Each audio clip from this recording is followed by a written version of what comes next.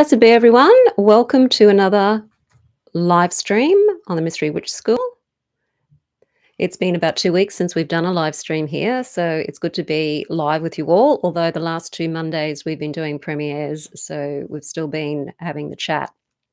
Today we are talking about why your spells might fail and how to command your will. Because even if you've been trying spell work for a while, sometimes spells work, sometimes they don't. And particularly if you're doing spells for very difficult things for you or things that you've struggled with your whole life, it can be really disheartening when your spells aren't working. And when they don't work, you start to lose confidence in your magic in general. And that's not a nice feeling and it's not a good place to be. So, today we're going to reveal the key reasons why most spells fail and show you how to harness your will and intent to make your magic truly more powerful and effective.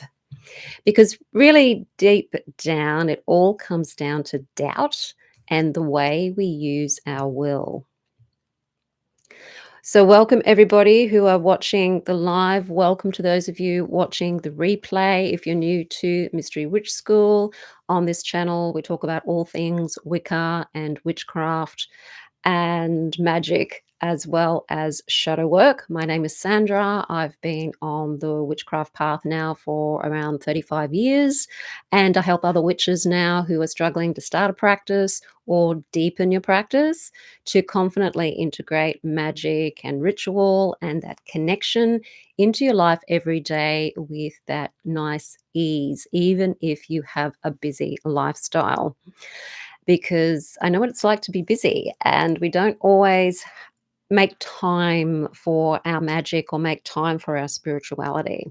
So, yes, blessed be everyone. Let me know where you are, whether you're in the chat or whether you're in the comments watching the replay. Let me know where you are in the world, because it's always interesting to know where people come from.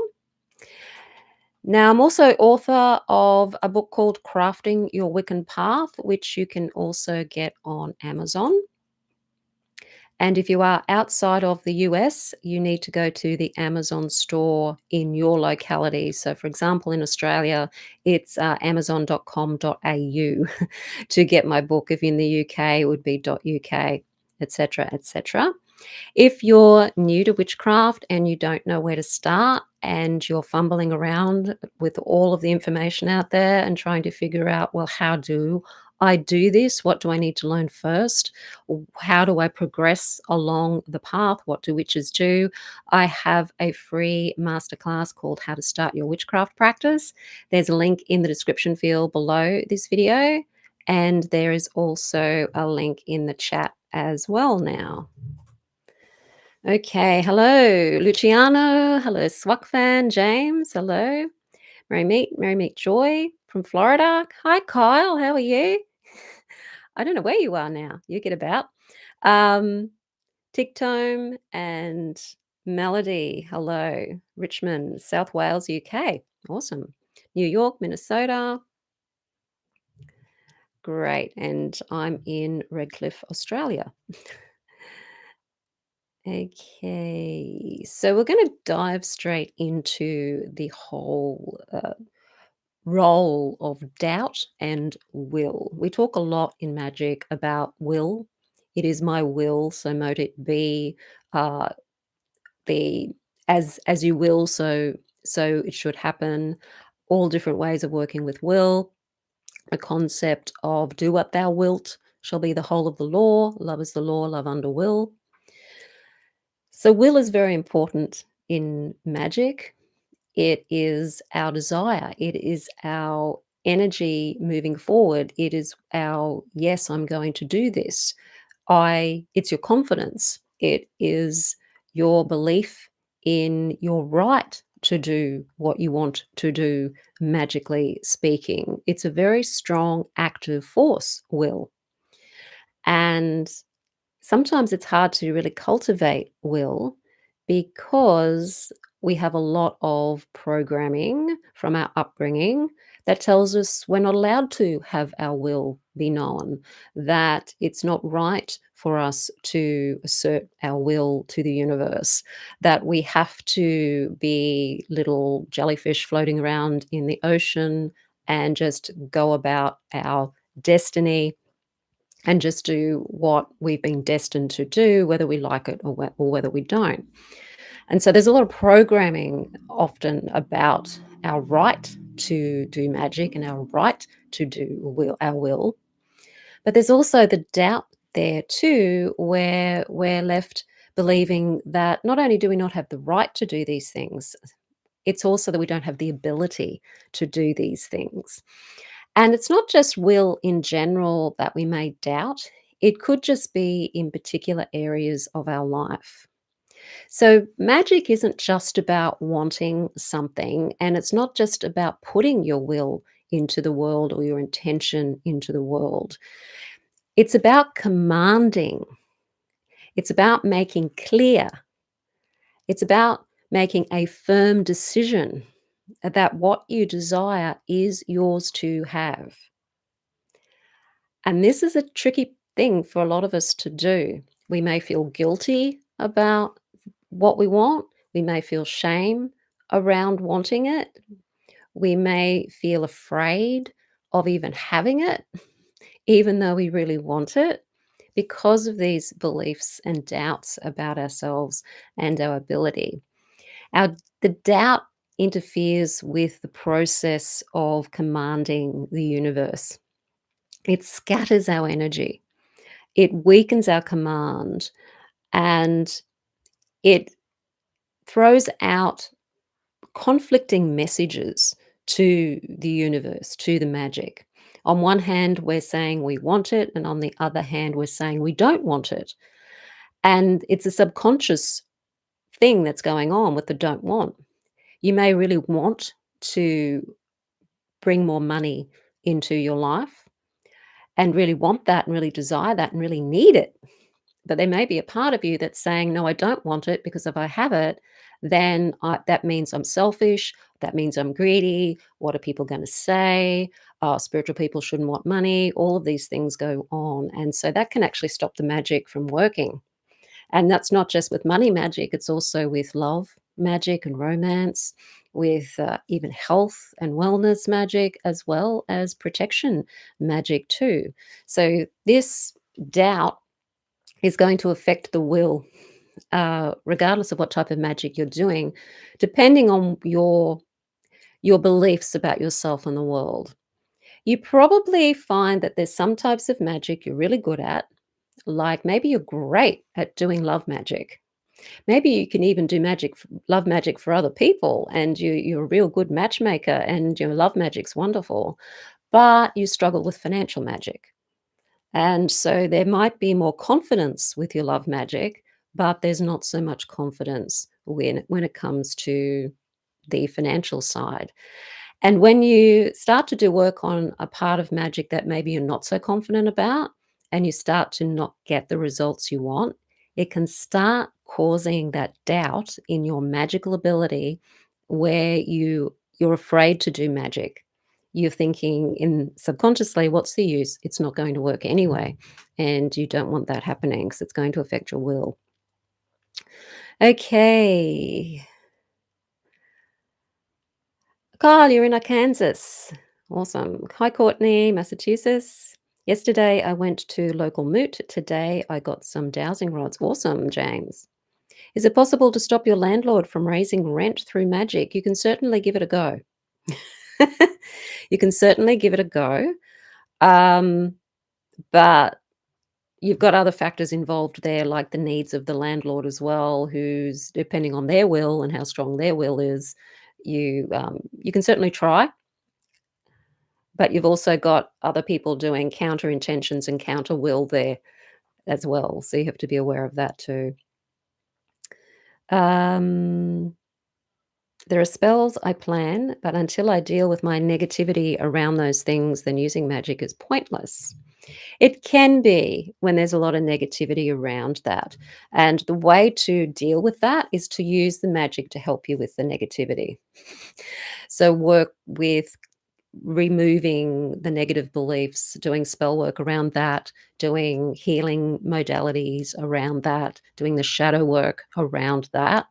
And the more you do that, you'll find that you don't necessarily even need to do the magic that you're wanting to do because things will start to open up for you anyway.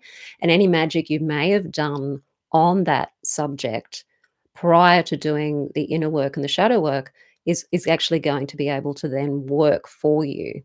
And you'll find that it will open up. If you've done magic before that's failed because of the beliefs, as soon as you start to change those beliefs, that magic can start working.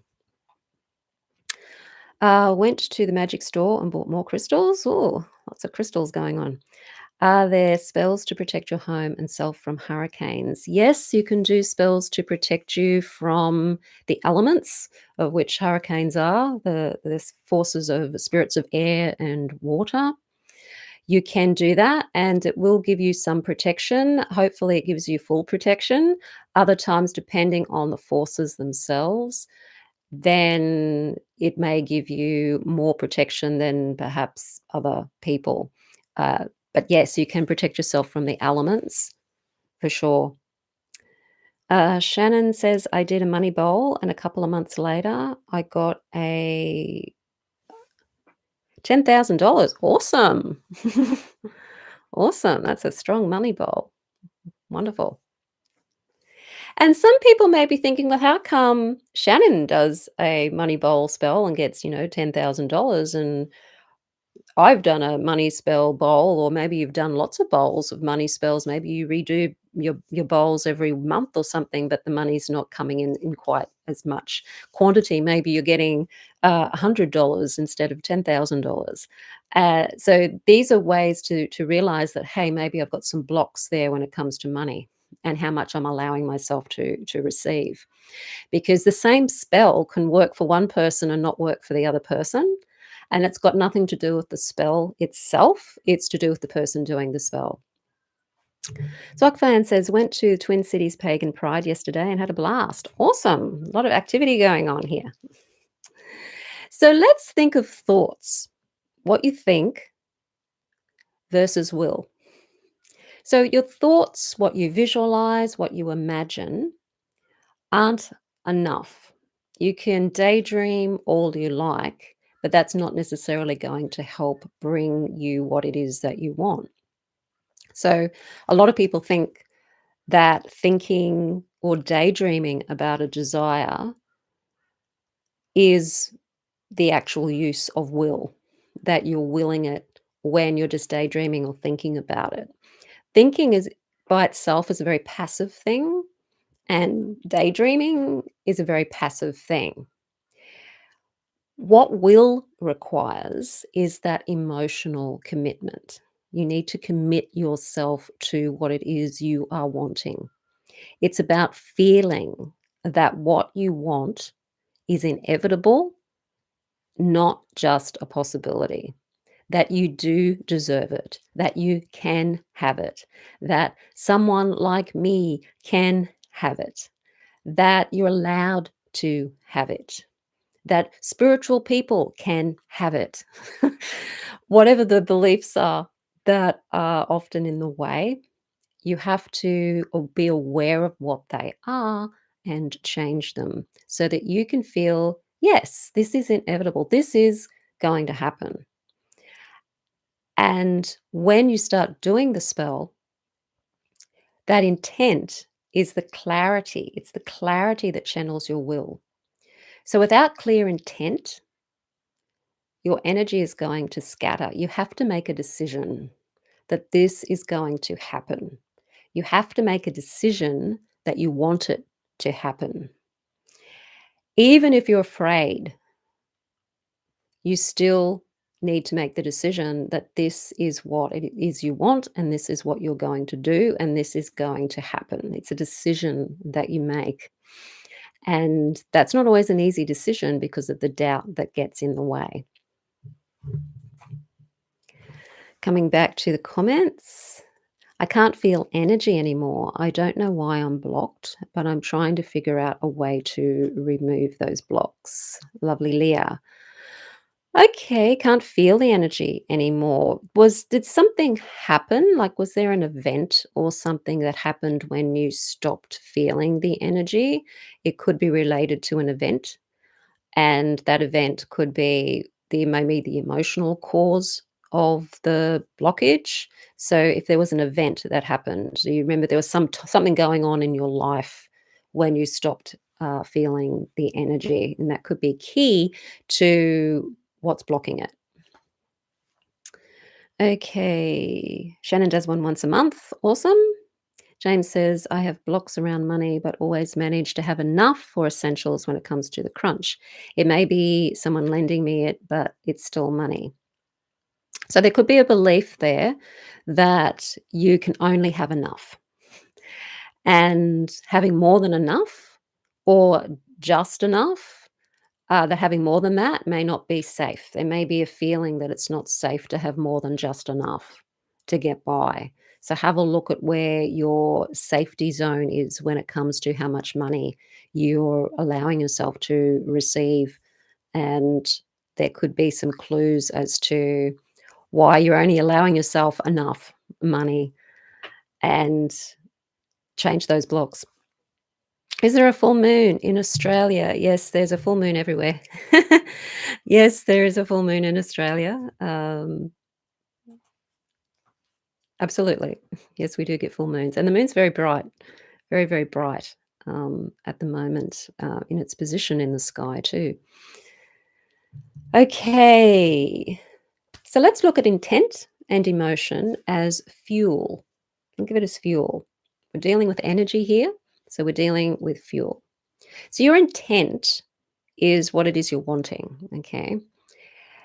It's not, "I hope this happens." It's not, "I'd like this to happen."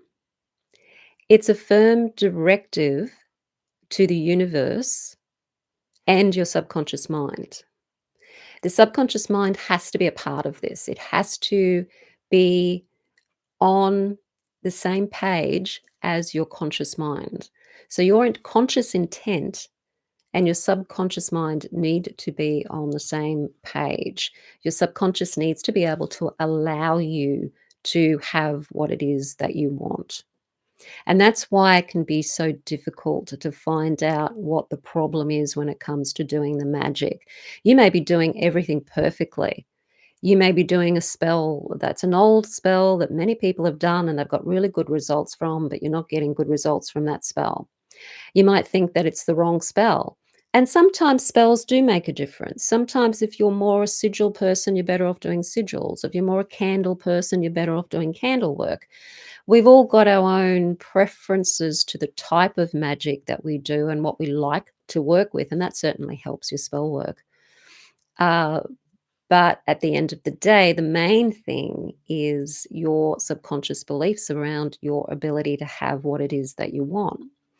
The emotion is the energy in motion, and it gives the will the power. So you've got the will, you've got, I command this to happen. I want this. This has got to happen. The emotion has to give that the power. You have to feel the conviction and the certainty, and that's the certainty that you can have it, that you're allowed to have it, and anchor your spell's energy in that command, in that decision, in that awareness that I have a right to have this. This is something that is going to happen. So that when you come to do the spell, you can start to feel into the spell having already worked and what that feels like to already have the result of your spell. The difference between the spell being a possibility and the outcome being an inevitability is that emotional charge behind the will. So it's really looking at how you feel about your ability to have what it is that you want. How does that feel to have that $10,000? Does it feel good to receive $10,000? If you received $10,000, how would you feel? I'm sure there's a lot of positive emotions there, but is there also some other emotions there too, like fear or doubt or shame or something else there that may be blocking it? The same if it's to do with love magic. If you did have that relationship that you're wanting, what fear does that bring up for you? What are you afraid of could be the outcome of that? Or do you just simply believe you're not lovable enough, that you don't deserve a good relationship, or that you're the kind of person who shouldn't have a good relationship? You might have a loyalty vow to a parent that maybe wasn't very positive about relationships, and you may have taken a loyalty vow to be like them.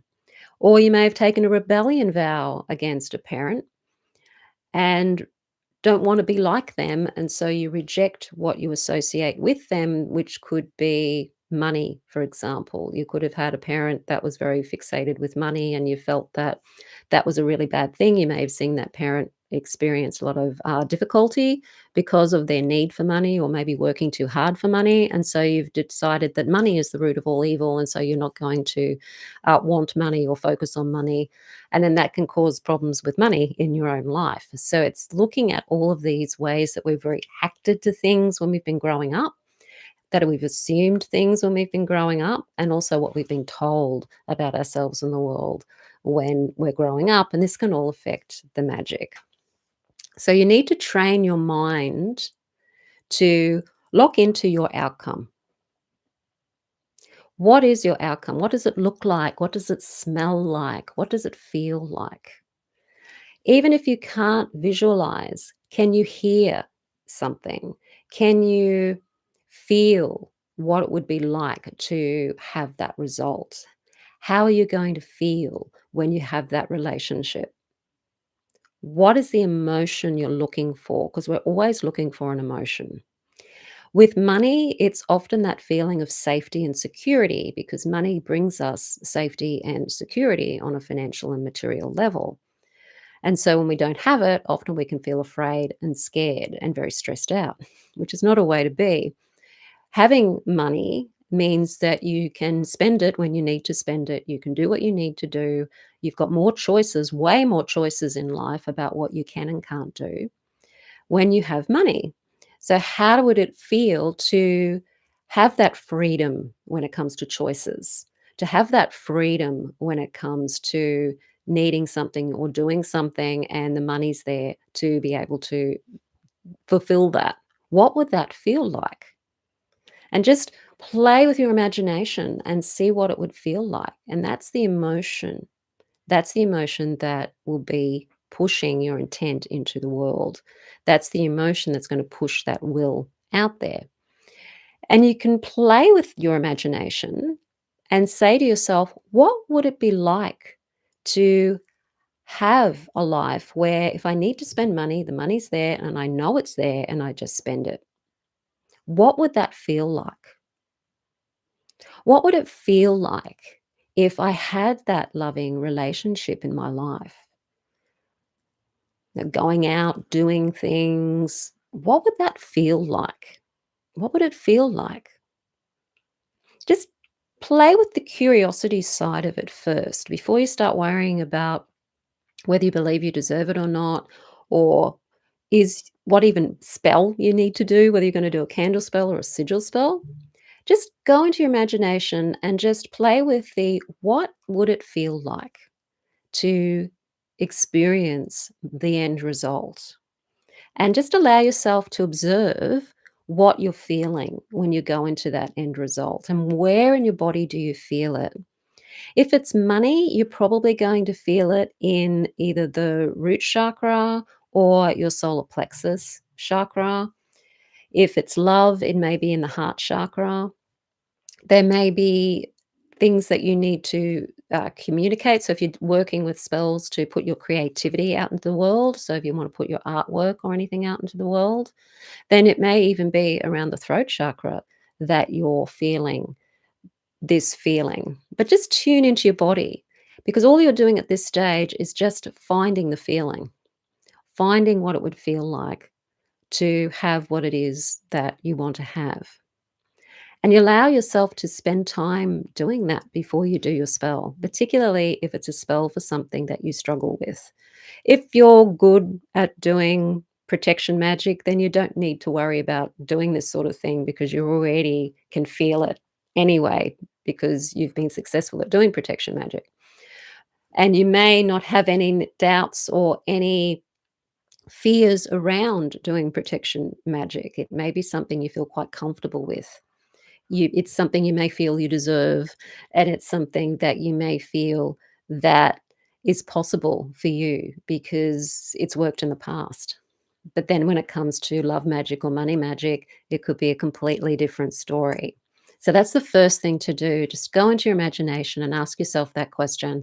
What would it feel like to have what it is that I want? Okay, I'm not gonna lie, it felt good. Yes, of course it feels good. I'm making my altar. Should I bless it with the full moon tonight along with other items? Yes, certainly. Go for it. Absolutely. Uh, Bless it under the moonlight if you can take it out under the moonlight.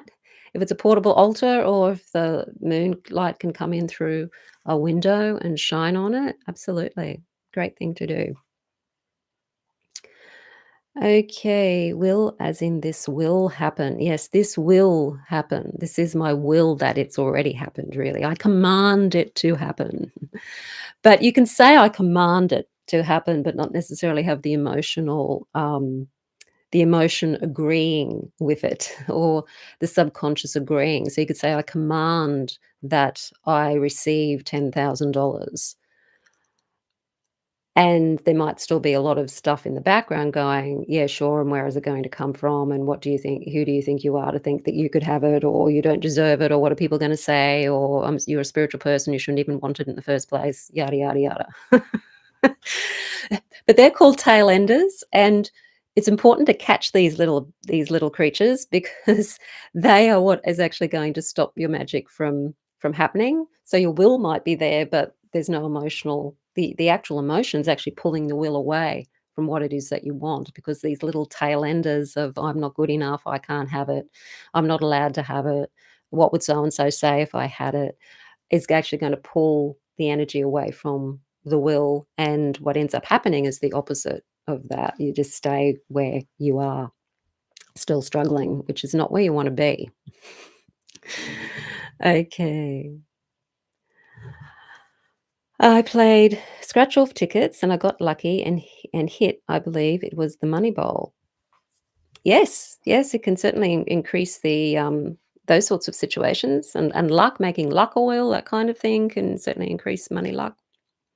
If one's current circumstances limit options for utilizing materials for traditional spells, is simply as effective as implementing one's will into the world? Absolutely. If you don't have the finances to buy candles or all the herbs and whatever, you have you. And there are people out there just using themselves. Okay, there's the law of assumption community out there. Neville Goddard was the person that sort of started off that terminology anyway. He didn't use anything. He just used his imagination to imagine that he was experiencing the end result. And that's all he used. And he was very successful at it. So a lot of people are successful at just being able to put themselves in the position of already having it without necessarily needing the spell materials. What the spell materials do is they do contribute energy to the spell, both psychologically and also energetically. So the colors resonate with what it is you're wanting. The herbs resonate with what it is that you're wanting. And so the energy behind these objects and the spirits behind these objects, so the spirit of the herbs, for example, the spirit of the crystals, can also be invoked to help the process along as well. But if you don't have those things, you can still use you. And you don't forget you've got the gods and goddesses and angels and other spirit beings out there who are also there to help you, who aren't objects, and you don't have to pay for them. They are there when you invoke them and ask for their help and ask them to bless your spell and to help you manifest it too. So you don't always need objects when it comes to spell casting. And when it comes to offerings of thanks and gratitude to the spirits that help you, it can be something as simple as whatever you've got in the fridge.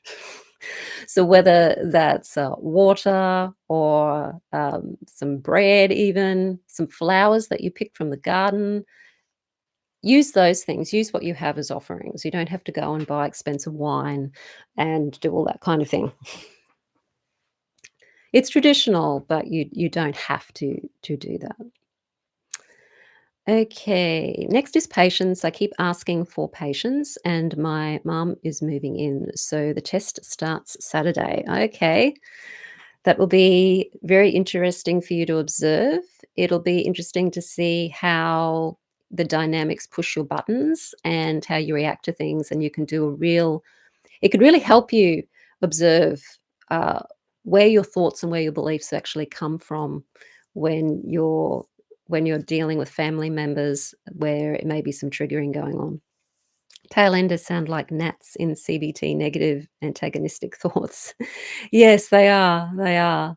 They're a bit like that. Or the gremlins, sometimes they're referred to.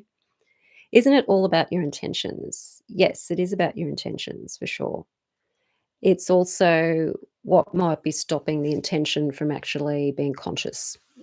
Um, that intention also needs to resonate on the subconscious as well. Is it a good incantation to say when blessing my new altar and Tasman or talisman, etc., for their first use? Is there a good incantation? Whatever you feel is right for you. So, for example, if I'm blessing something, I usually cleanse it first, cleanse and consecrate. So I'll say, cleanse and consecrate this altar to serve me in my work, remove all malefic energy and replace with benefic energy. I now declare that this altar is for my sacred ritual and magical work. It can be something as simple as that. How can I join any class or workshop? Blessed be. Hi, Ipsita Das. I have links in the description field below the video for how you can sign up for some of my free masterclasses. So that's a way into the mailing list. So if you tick the box on I'd ask you if you still want to hear from me. Then you will get emails and newsletters about what's going on. My website, mysterywitchschool.com, has got all my courses on there, as well as other things that I do too. So that's a good place to start. My website, mysterywitchschool.com. Check out correspondences, makes substitution easier. Yes. I meant to say, is there a good incantation? Neville Goddard's work is amazing. That is really all I use. Yeah, I use Neville Goddard stuff a lot too. Okay, let's go back to the topic. So, talking about sigils and spells and rituals, they're all tools. They're tools that you can use. They're tools that are wonderful to use because they help focus you. When you're doing a spell, you're thinking about your intention, you're focusing on what blockages might be there. You're focusing on what type of spell do I want to do? What tools do I want to use?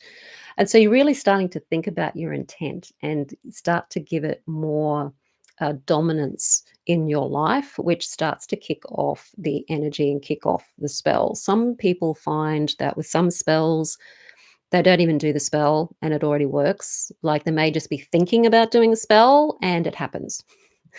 That's happened to me many, many times where I've thought about, okay, I need to do a spell about such and such. I start to think about it. But before I even started to think about is it going to be a candle spell or whatever, it already happens. So that can be enough to make things happen for you if there's no blockages in regards to the results of your spell. If you're somebody who's very confident in doing that kind of magic, then the spell can happen before you even do the ritual. But what the ritual does and what the sigils do and the spells and the candles and everything do is they just help focus your mind to lock into your intent and your outcome. And While you're focusing on the candles, while you're focusing on the right incantations or finding the spell chants or finding the spell, you're focused on what it is that you want. You're focused on your intention. You're focused even on the outcome of what it is that you want. So when you're commanding your spell and you're doing the rituals, the sigils, the spells, you want to use them to train your mind to lock into that outcome and refuse to release it until it manifests. So it's not about bullying the universe because the universe is simply a mirror that's simply mirroring back what it is that you're putting out there. It's about exercising your right to manifest your desires. We are here to create. We are here to create what we want to create. We're here to create certain lives, certain tasks that we have. Yes, there are certain things that we agree to before we get here. And so there's certain things that do happen, whether we want them to or not. But we're allowed to really, well, let's say allowed to, we are here to create what it is that we're wanting to create. And a lot of the time, we've just been told that we can't. It's almost like we've been hoodwinked by something or someone into believing that we don't have the ability to be able to create. But we are here to use what we have in our life to create what it is that we want. And often the contrast in our life, the negative things that happen to us and the experiences that happen to us are often the stepping stones to creating what it is we do want. Because until we know what we don't want, sometimes we don't know what we do want. And often we have to experience the opposite of what we want in order to really understand what it is we're wanting and what it is we've come here to do. So, a lot of the negativity that we experience can be simply a part of what we want to do, but we're experiencing the opposite of that so that we have the motivation to change and also the ability to know what it is that we do want. So you're exercising your sovereign right to manifest your desires.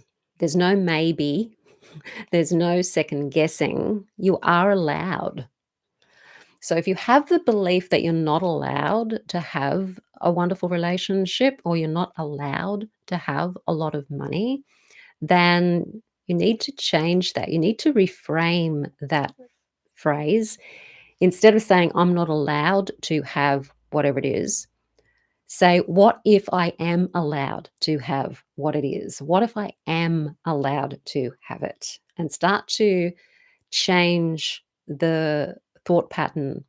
And that what if is really important because it suggests to the subconscious mind, it's not bullying the subconscious mind into changing, it's just suggesting an alternative to the beliefs it already has.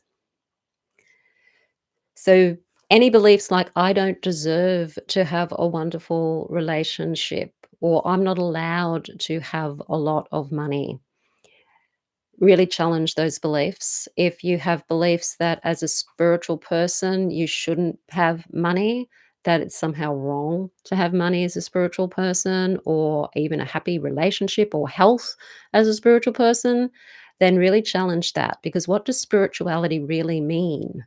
Does it mean being destitute and poor and worrying about money? What does it mean?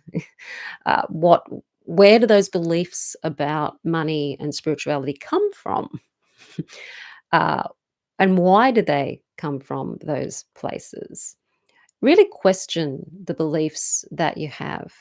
Beliefs about yourself not deserving love. Some people can come from cultures or even upbringing where they believe that they should go without, that being a good person means you go without all the time in order for other people to have. And so, does that affect you in a negative way? Do you have that kind of a belief system? Really challenge those beliefs because they're going to get in the way of your spell work. If you have the desire for something, then you have the ability to realize it. Otherwise, you wouldn't have the desire in the first place. So, if you have the desire for a wonderful relationship, then you have the ability to have one. There may be a little bit of work that you need to do to get there. So that might mean work on yourself, becoming more self lovable, becoming more accepting of yourself and doing the shadow work there. But if you've got the desire, then you have the ability to have it manifest. If you're thinking about the Kabbalah and the tree, well, the tree of life, but also the four worlds of the Kabbalah, you do have that idea or that need for something which manifests down the line. So the idea is at the top, the first world of Absolute. And then you start to think about this idea coming into being, what it might look like, what it might feel like. And that comes down into Bria, and then you've got the Yetzirah, which is where you start to do the magic, you start to give it a form, you start to, in your imagination, feel as if the wish has already happened, you feel yourself in that environment of it already happening, and then the magic happens and it brings it down into a shear. So this is how magic work. It comes down these 4 worlds from a thought or an idea into a blueprint, into reality. So what's your blueprint look like, and how do you feel when you step into your blueprint? Decide with full conviction that your desire is already yours. Feel it, command it. And when you command it, if it feels off, if it feels like, who am I kidding myself to be? Who am I? Who do I think I am that I can command it? Start to look at your beliefs around that. You may have a belief that you don't have the right to command something. You may have a belief that it's arrogant to command something, or you're being greedy or being narcissistic. Have a look at what your beliefs are around actually stepping into your power and commanding something to happen. Do you come from a religious background that tells you that you can't command? It's the deity that does everything, and you have to do what the deity wants you to do. If that's a belief system that you come from, then it's going to be very difficult for you to command because you believe that another being has something over you. And a lot of us have been brought up, of course, with this type of religious upbringing from various different religions. In fact, most religions kind of have this going on. So, do you have that belief that it's not you that commands, that it's, a god or something that's commanding it? Because you need to take back your power as a magician or as a witch and command it yourself and know that you are the divine being, and you can work with other divine beings to help you bring in these manifestations for sure. But you're the one who has the right to command it. So if there's any blockages there around feeling comfortable commanding and stepping in your power, then there may be some shadow work that you need to do around beliefs that it's not safe to command, that it's not safe to stand in your will, or who do I think I am? Commanding the universe do my will. Spiritual people don't command the universe to do their will. Spiritual people are very meek and mild, and they don't say boo. And uh, it's all unicorns and butterflies and give, give, give, and all of that kind of thing. And whilst there are unicorns and butterflies and giving is a part of it, it's not all of that. We have to understand the polarity while we're here. Okay. Coming back to the comments now. Where are we? Uh, is it a good incantation to say when? Oh, we've just done that one. Okay. If putting the brakes on the landlord doesn't work, I can always call on the guardian of the cauldron of plenty, or maybe I should ask him first. It depends what you want. What do you really, really, really want? What do you really want here? What is it that you're wanting? Are you wanting to not have to pay more, or is it more about, if you had the money, would it be an issue to pay more? What is it you're really wanting? Um, is it more money, or is it to do with trying to stop the landlord? Because you're more likely magically have more success bringing in more money, uh, and looking at what your beliefs are around yourself and money, than trying to continuously do magic to stop someone else's will from, acting in the world. So that oops. Uh, what is it you're really wanting as the outcome? And then go with what you're really wanting as the outcome. Because if you had a lot of money, it wouldn't matter if the landlord put the rent up, would it? So maybe that's really what you're wanting. Just have a feel into what it is you're truly wanting. I'm still learning the sigils. Is there books on them? So if you're creating sigils yourself, there's quite a few books on them. They're pretty simple to create. Um, I do have a book, sigil. Look up sigils on Amazon and you'll find books on sigils. There's also sigils that have already been created and have been come through time, magical sigils that people use. So it's either ones you're creating yourself or ones that have already been in circulation. I've got to go. My son is here. No worries, Shannon. My friend was thinking about using a locating spell to find a piece of jewelry, and the next morning rang saying she had found it in a drawer. She had checked so many times and hadn't done it yet. Yes, that's really, really common. Very, very common.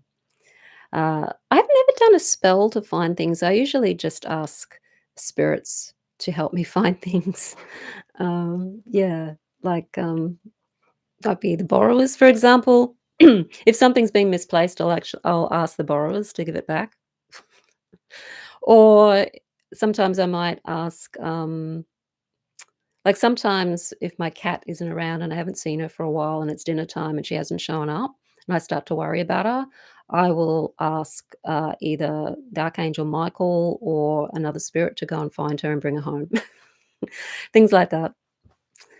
Uh, he won't accept that if he doesn't even bother to take pride in himself. No one else is going to be interested in him. Okay, I'm not sure what that's in response to. Must be something that another comment further up that I've missed. Anyway,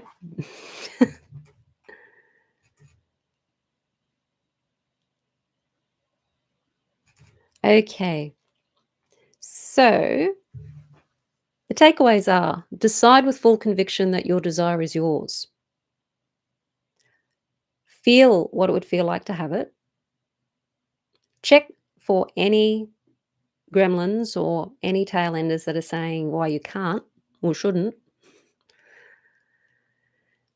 Reframe those with what if I can or what if I am allowed, what if it's okay to, whatever the belief is, reframe it with a what if in front of it and command it.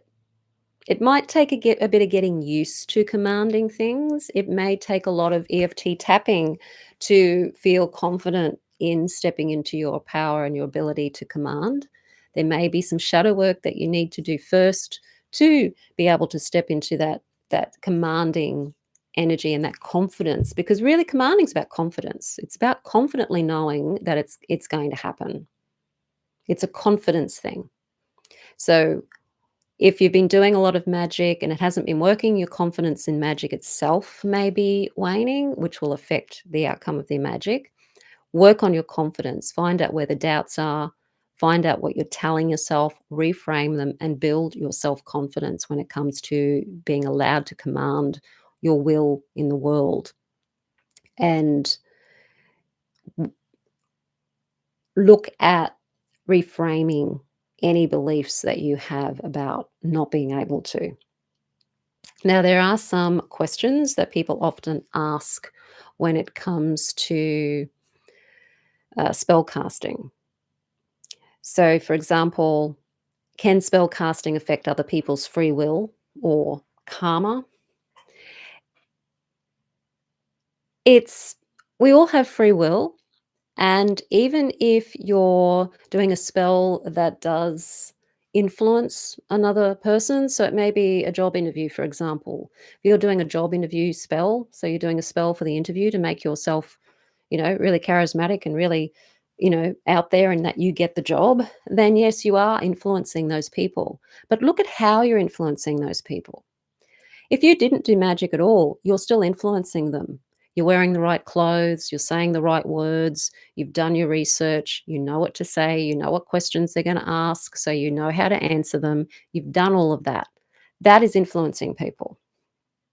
So adding magic to that is going to help you be more effective at influencing people. So, yes, it can influence people, and you're influenced by other people. We're influencing each other all the time. So, we're always influencing other people. But when it comes to how they react to our influence, that's their choice. So, they're still using their free will to make that choice. It's like force somebody to you can't force somebody to think a certain way. They're It's more how they respond to your influence. And often people will respond to influences against their will anyway, or against their free will anyway. When people are being coerced into doing something by someone, then they're going against their free will. They're doing something they don't really want to do, but because they feel coerced to do it, they're either being threatened, or they're being emotionally uh, abused or emotionally manipulated. We're always influencing each other in various different ways. The other question is, how do I choose the right materials or tools for my spells? That's something you learn over time. So, the first thing to do would be to maybe get some spell books and do spells that other people have already written.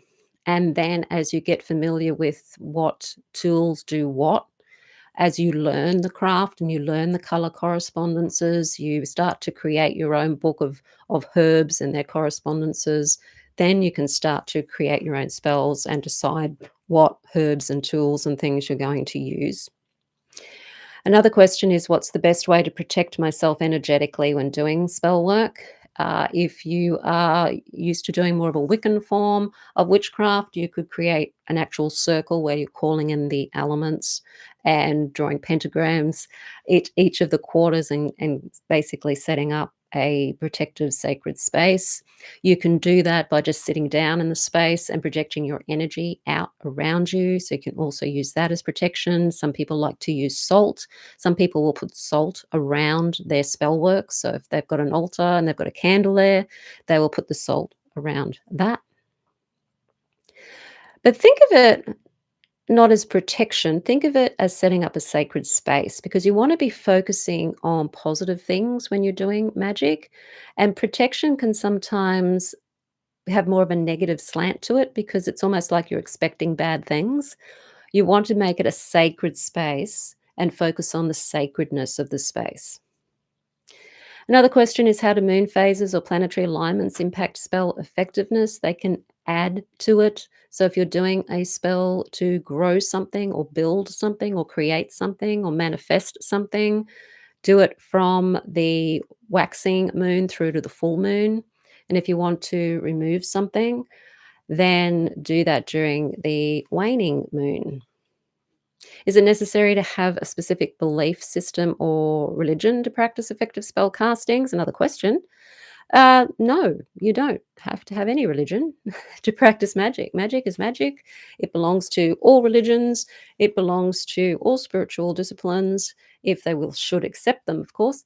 It's there. And you probably find magic's actually in some of those religions that are very scared of magic and won't use magic and actually ward off magic. They're actually still using magic, but they're doing it in a way that they feel comfortable and they feel safe sort of doing it. I know that law of attraction is very big in a lot of the more modern Christian people, and but mention the fact that they're doing magic and they probably run for the hills. But law of attraction and magic are basically the same thing. Okay.